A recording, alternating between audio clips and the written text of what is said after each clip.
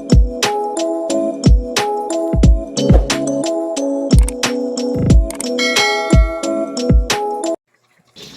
guys, for today's video kay magluto dahil ko og tilapia guys. Ako ang paksiw ang tilapia o giprito. So karon guys, kay ato po ni patangan ang akong giluto ng kanon. Kay aron ready na ang kaon. So mao ni akong giprito guys na tilapia. Gusto na po kanang i-fry ko siya tanan guys kay para crispy kaayo ini kaon.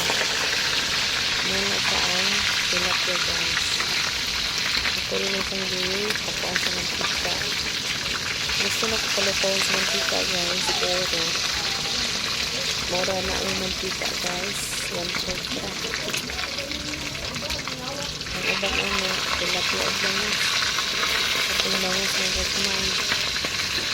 So, parang ayan ng balingon kung mura yung pinakabig na siya guys. Ang ako ang iluto ng kanon dito sa pikas guys. Kaya mura na unsa na to kusoda kay siga. So, mao din yung palibot guys. Dili kasabihan.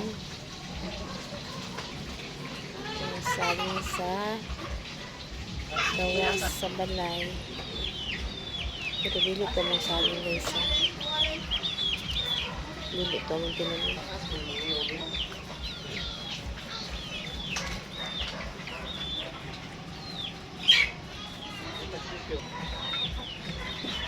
Kusog man si piyo-piyo mo kuan.